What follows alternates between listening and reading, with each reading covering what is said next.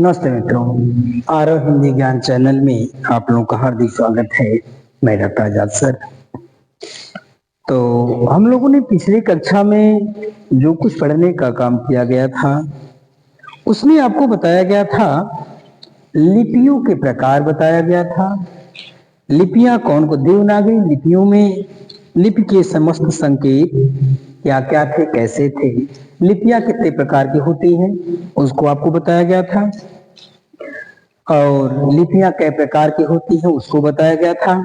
आज हम लोग नई टॉपिक पे चर्चा करने का काम करेंगे, वह है देवनागरी लिपि की वैज्ञानिकता। आज की टॉपिक है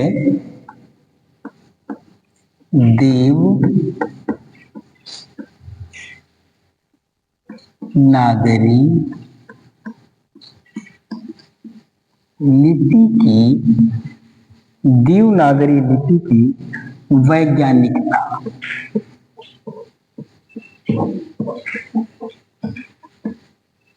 देवनागरी लिपि की वैज्ञानिकता। आज हम चर्चा करेंगे कि देवनागरी जो लिपि है इसमें वैज्ञानिक क्या चीजें हैं, इसकी वैज्ञानिकता क्या है, क्यों इसे वैज्ञानिक लिपि कहने का काम किया जाता है। तो कहता है देवनागरी लिपि की जो वैज्ञानिकता है वह कई आधार है उसके। कहता है देवनागरी लिपि की वैज्ञानिकता के जो गुण है उसके कई आधार है। तो कहता है कई आधार में नंबर एक बात करता है, वो पहली बात कहता है ध्वनि और वर्ण का सामंजस्य।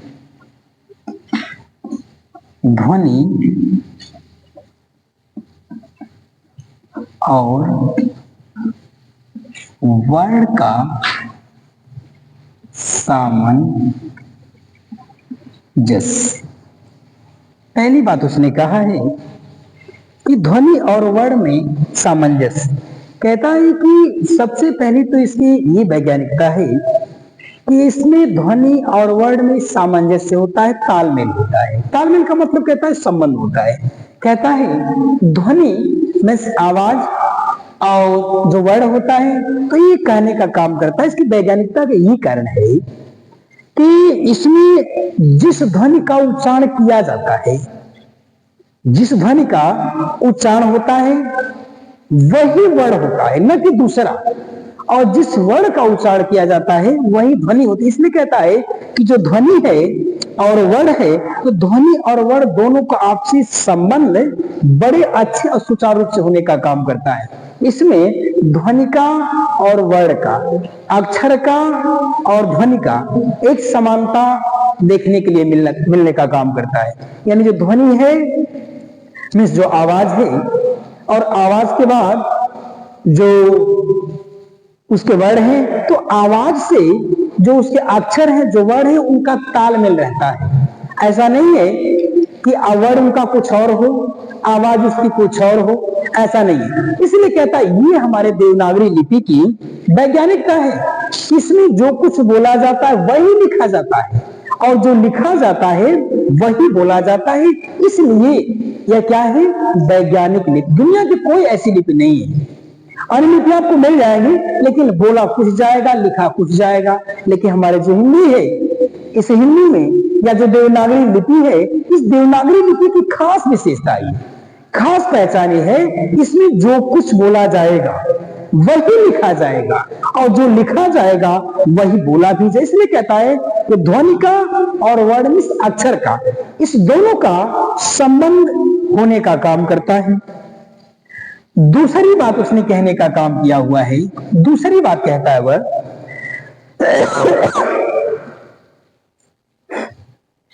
एक ध्वनि के लिए, एक ध्वनि के लिए, एक ध्वनि के लिए एक संकेत, एक संकेत।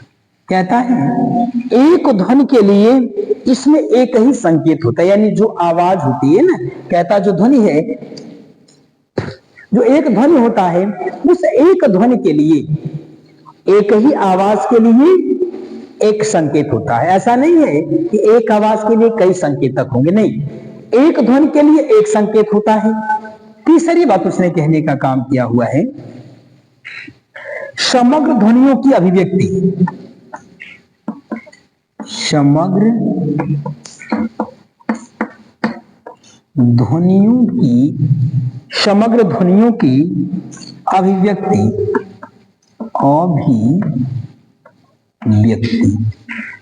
ये देखिए तीसरी बात कहता है, इसमें समग्र में सारी, कहता सभी ध्वनियों की अभिव्यक्ति हो सकती है, यानी प्रस्तुति सबको हो सकती है, यानी सभी वर्ड, सभी ध्वनियों को प्रस्तुत किया जा सकता है, ऐसा कुछ नहीं है, कोई ऐसा ध्वनि, कोई ऐसा वर्ड नहीं है जिसकी प्रस्तुति न हो पाए। इसने क्या रखा है कि समग्र ध्वनियों की अभिव्यक्ति, सभी ध्वनियों को प्रस्तुत किया जा सकता है। और अंतिम कहता है असंदिग्धता, असंदिग्धता कहता है, असंदिग्धता कहता है इसमें कोई संदेह नहीं, असंदिग्धता, संदेह कुछ भी नहीं, एकदम असंदिग्धता है, इसमें किसी प्रकार का शंका नहीं है। उसने कहने का काम किया हुआ है, हमारी जो देवनागरी लिपि है, इस देवनागरी लिपि की विशेषता यह है, इसकी वैज्ञानिकता यह विशेषता नहीं, देवनागरी लिपि की वैज्ञानिकता यह है कि ध्वनि और वर्ण का सामंजस्य, यानी ये कहने का काम करता है कि जो ध्वनि होता है और जो वर्ण होता है, ध्वनि से वर्ण का संबंध निश्चित होता है, ध्वनि से वर्ण का संबंध निश्चित होता है। दूसरी बात कहता है, एक ध्वनि के लिए एक संकेत, देवनागरी लिपि में एक विशेषता और है, वैज्ञानिकता ये है, एक ध्वनि के लिए एक ही संकेत होता है, न कि कई संकेत होने का काम करते हैं। तीसरी बात कहता है, समग्र ध्वनियों की अभिव्यक्ति, जितनी भी देवनागरी लिपि की ध्वनियां हैं सबको प्रस्तुत किया जा सकता है, सभी को बोला जा सकता है। और कहता है असंदिग्धता, इसमें कुछ भी संदिग्ध नहीं है, कुछ भी छुपा नहीं, जो कुछ है वह स्पष्ट होने का काम करता है। ये आपका रहा,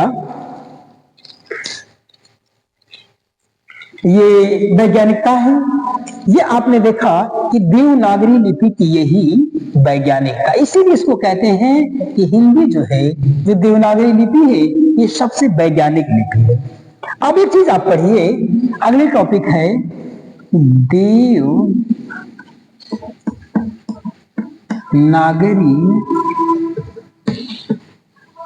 देवनागरी अंक। देखिए आज के दौर में जो पढ़ा जा रहा है, लिखा जा रहा है, वह देवनागरी के अंक नहीं है ना, देवनागरी के अब अक्षर उतने हैं, देवनागरी के अक्षर थोड़े कठिन होते हैं, पहले वही थे, आज भी है, उनका रूप धीरे धीरे बदल देने का काम किया गया। अब तो हम जो अंक लिखते हैं ना, कि रोमन में हम लोग लिखना शुरू कर दिए हैं, अंग्रेजी अंकों को हम लोग लिखना शुरू कर देने का काम किया हुआ है, ज्यादा से ज्यादा अंग्रेजी अंक हम लोग लिख रहे हैं, अब हिंदी अंक नहीं। लेकिन हो सकता है अगर आपके पेपर में आ जाए, देवनागरी अंक पूछ दे, तो एक तरफ आप लिख लेना देवनागरी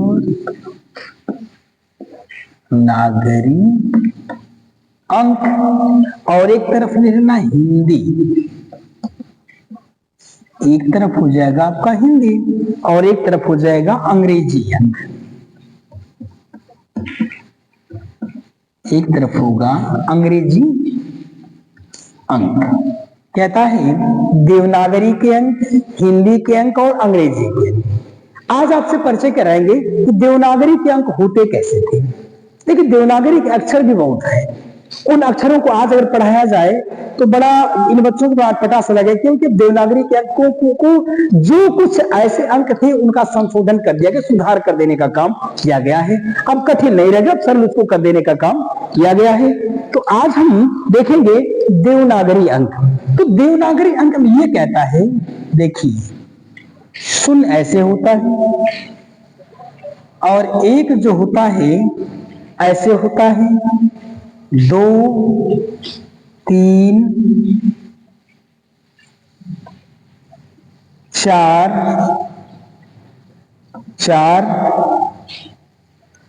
और इसके बाद कहता है 5 6 7 8 और 9। ये देखिए आपके देवनागरी के अंक हैं। एक शून्य, एक, दो, तीन, चार, चार, पांच, छ, सात, आठ और 9। ये है आपके देवनागरी के अंक। ये देवनागरी के अंक है 9। अब ऐसे अंकों पर दे दिया जाए, अब ये जो 9 है यहाँ पे, अगर इसको आज के दे दिया जाए तो समझना बड़ा मुश्किल हो जाए। इसलिए कहता है कि देवनागरी के अंक है, 1 है, 2 है, 3 है, 4 है, 5 है, 6 है, 7 है, 8 है और 9 है। अब हिंदी में क्या कहता है इसको? हिंदी में कहता है 0, 1, 2, 3, 4, 5, 6, 7, 8 और 9। एक चीज और आप देखेंगे, ये जो 9 है ये आपको समस्या ये करने का काम करता है। कुछ बच्चे हैं जो लिखते हैं 6, ऐसे भी लिख देते हैं। कुछ लोग 9 को ऐसे 9 व लिख देते हैं, लेकिन होता ये हिंदी में 9 होता है और लिख देते हैं बच्चे 9 व, ऐसा लिखते हैं, लेकिन है ऐसा नहीं, ये 6 है।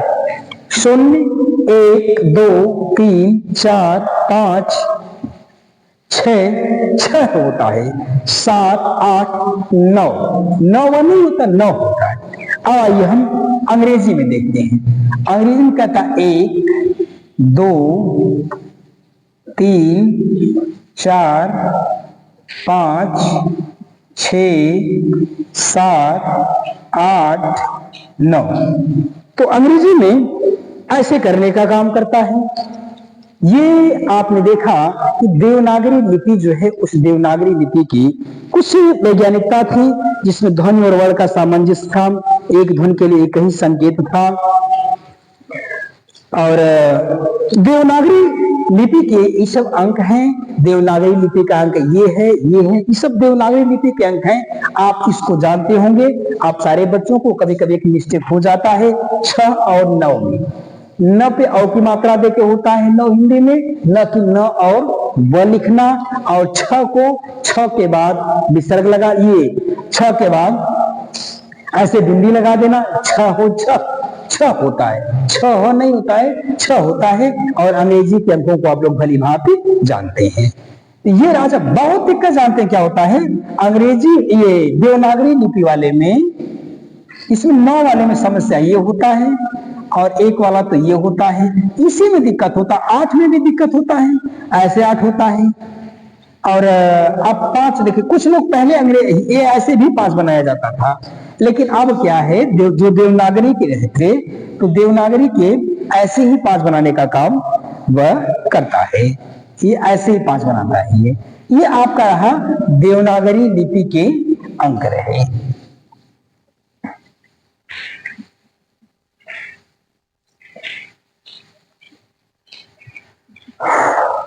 अब अगली चीज अब देखिए, कहता है देवनागरी लिपि का स्वरूप।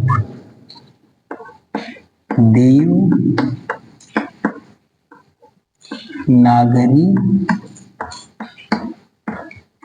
लिपि का, देवनागरी लिपि का स्वरूप।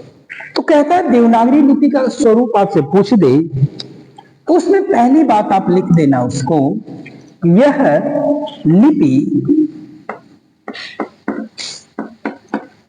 कहता है यह लिपि बाईं से, यह लिपि बाईं से दाईं की ओर लिखी जाती है। बाईं से दाईं की ओर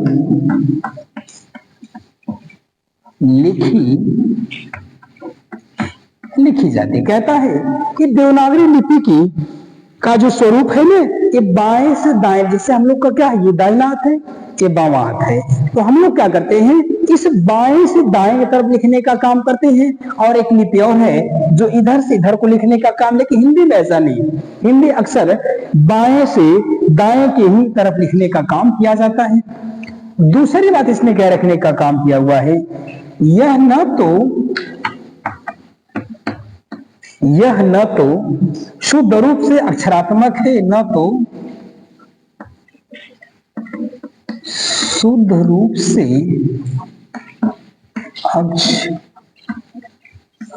अक्षरात्मक है, और न ही वर्णात्मक, और न ही वर्णात्मक। न तो ये अक्षरात्मक है और न ही वर्णात्मक लिपि है। ये उसके स्वरूप है। विशेष रूप से आप इसको समझिएगा कि यह लिपि जो है ये दाएं से बाएं की ओर लिखी जाती है। ये उसका स्वरूप है। आगे हम एक दूसरी टॉपिक पर चर्चा करेंगे आपसे, देवनागरी लिपि की विशेषता।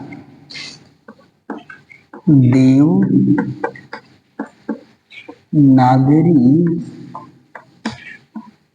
लिपि की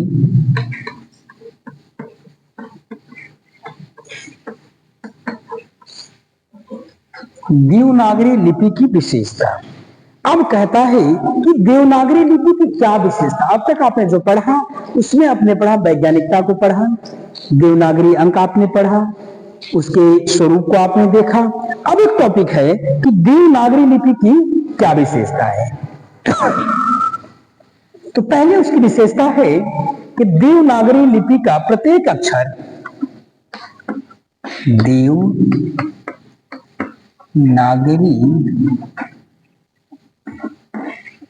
लिपि का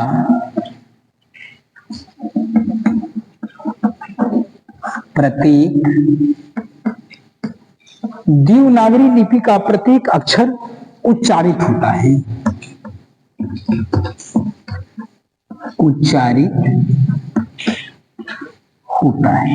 देखिए, पहली बात उसने कहता है कि जो देवनागरी लिपि की विशेषता है, सबसे बड़ी पहली विशेषता उसकी ये है, इसके प्रत्येक अक्षर, इसके हर अक्षर का उच्चारण किया जा सकता है और किए जाते भी हैं।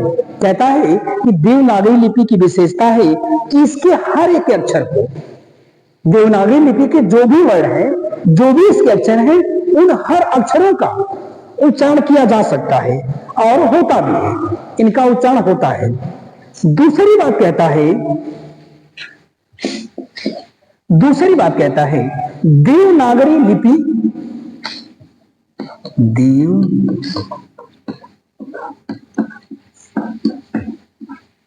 कहता है देवनागरी लिपि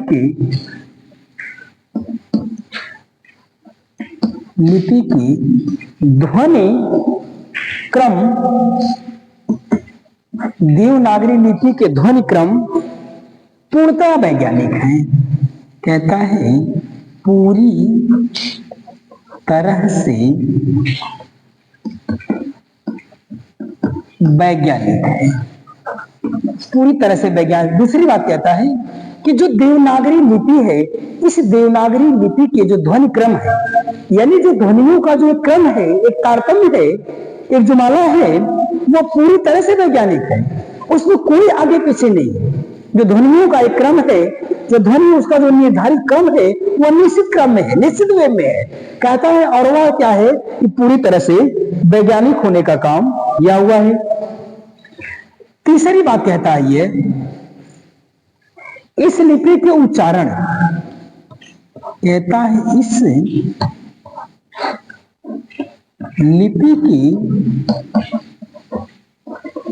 इस लिपि के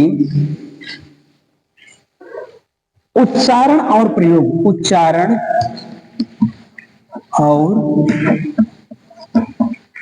इस लिपि के उच्चारण और प्रयोग में समानता है। उच्चारण और प्रयोग में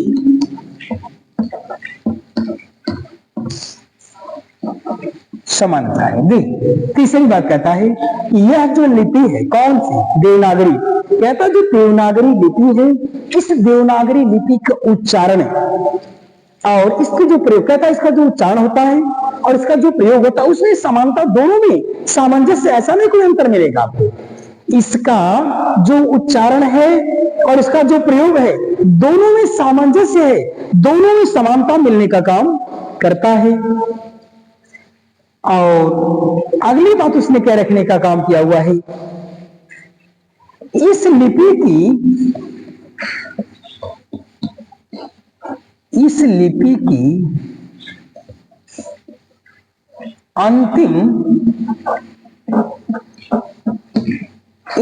की अंतिम ध्वनियां नासिक होती हैं।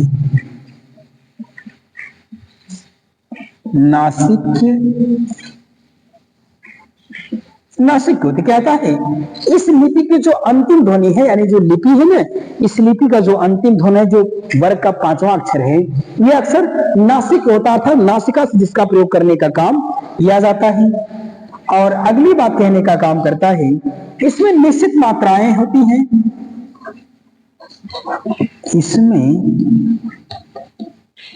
निश्चित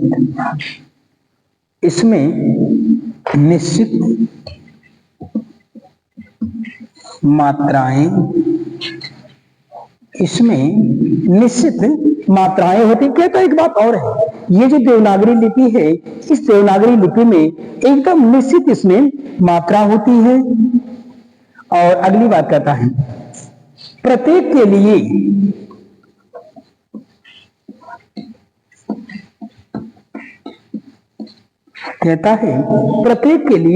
अलग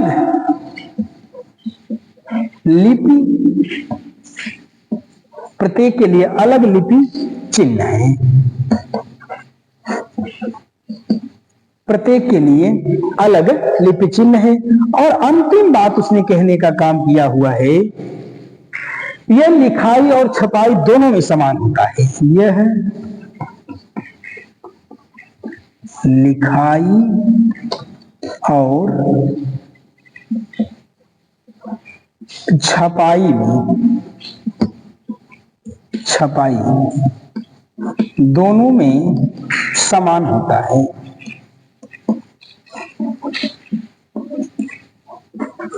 दोनों में समान होता है। देखिए, कहता है कि जो देवनागरी लिपि की विशेषता है, तो देवनागरी लिपि की कुछ विशेषताएं खुद की है। वह विशेषताएं क्या? पहली बात कहता है कि देवनागरी लिपि की जो विशेषता है वह यह है कि देवनागरी लिपि का प्रत्येक अक्षर उच्चारित होता है। पहली बात कहता है कि जो देवनागरी लिपि है, इस देवनागरी लिपि का हर एक अक्षर, प्रत्येक अक्षर, हर एक अक्षर उच्चारित होता, उच्चारण किया जाता है, बड़े आसानी से इसका उच्चारण किया जाता है। दूसरी बात कहता है कि देवनागरी लिपि के ध्वनि क्रम, कहता है जो ध्वनियों का क्रम है पूरी तरह से वैज्ञानिक है। कहता है कि जो देवनागरी लिपि है, उस देवनागरी लिपि के जो ध्वनि क्रम है, ये पूरी तरह से एकदम निर्धारित होने का काम किए हुए हैं और ये वैज्ञानिक होने का काम करते हैं। अगली बात कहता है, इस लिपि के उच्चारण और प्रयोग में समानता। कहता है ये जो देवनागरी लिपि है, इसका उच्चारण और प्रयोग दोनों एक समान होने का काम करते हैं। जो उच्चारण होता है वह प्रयोग होता है, जो प्रयोग होता है वो उच्चारण होने का काम करता है। इसलिए कहता है दोनों में समानता होने का काम किया हुआ है, इस उच्चारण में और प्रयोग में समानता होने का काम किया हुआ है। अगली बात कहता है, इस लिपि की अंतिम ध्वनियां, जो देवनागरी लिपि है, देवनागरी लिपि की अंतिम ध्वनियां नासिक होती हैं। और देखिए, अंतिम ध्वनि का मतलब ये कहना चाहता है, ये जो वर्ग का 5वां अक्षर है, यानी जो वर्ग का 5वां अक्षर है, यह अक्षर क्या होता है? नासिक होता है। तो देवनागरी लिपि की विशेषता ये भी एक है, ये विशेषता है इसका प्रत्येक 5वां अक्षर नासिक होता है, यानी वर्ग का 5वां अक्षर या अंतिम अक्षर क्या होता है? वह नासिक होता है, उसका प्रयोग नासिका से करने का काम किया जाता है। अगला कहता है, इसमें निश्चित मात्राएं भी है। कहता है जो देवनागरी लिपि है, इस देवनागरी लिपि में एकदम निर्धारित है, जितनी मात्राएं हैं उसमें कोई परिवर्तन नहीं होगा, न उसमें ज्यादा हो सकता है न कम हो सकता है। जितनी देवनागरी लिपि की मात्राएं हैं वह एकदम निश्चित होने का काम की हुई है। अगली बात कहता है कि प्रत्येक के लिए अलग अलग चिन्ह है। और एक बात और कहता है कि देवनागरी लिपि की एक अलग विशेषता और है, यह है कि हर एक के लिए अलग अलग चिन्ह है। जैसे अगर क है तो क के लिए अलग चिन्ह है, ख है तो ख के लिए अलग चिन्ह, यानी जितनी भी वर्ग हैं जितने भी वर्ड हैं सबके लिए अपना एक अलग अलग निश्चित रूप से चिन्ह बने होने का काम किया हुआ है। किस कहता है कि प्रत्येक के लिए यानी हर एक के लिए देवनागरी की जो भी अक्षर हैं उन अक्षरों के हर अक्षर के लिए एक लिपि चिन्ह है, लिखने का एक चिन्ह बनाया गया है। और अंतिम बात कहता है लिखाई और छपाई दोनों में समान होने का काम करता है। कहता है लिखाई और छपाई दोनों में समानता होने का काम करती है। तो ये आज आपका रहा देवनागरी लिपि की विशेषता, देवनागरी लिपि की वैज्ञानिकता, देवनागरी का स्वरूप और देवनागरी के अंक। अगली कक्षा में आपसे पुनः मुलाकात होने का काम करेगी और आप लोग ध्यान से पढ़ने का काम करिए। निश्चित रूप से चैनल को देखिए और इसका लाभ उठाने का काम करें। चैनल को लाइक करें, सब्सक्राइब करें, अपने मित्रों तक पहुंचाने का काम करें और निश्चित रूप से जो बात आपको न समझ में आई उसको कमेंट बॉक्स में लिख करके एक बार चर्चा करने का काम करें, उस पर चर्चा करने का काम किया जाएगा। क्योंकि ये जो भी कुछ पढ़ाया जा रहा है आपके सिलेबस के अनुसार पढ़ाया जा रहा है। आपकी आने वाली आगामी परीक्षा में जो भी चीज आएगी वह सारी चीज इसमें आपका अध्ययन कराने का काम किया जा रहा है और अगली कक्षा में पुनः मुलाकात होने का काम करेगी। तब तक के लिए धन्यवाद। जय भारती, जय विद्यार्थी।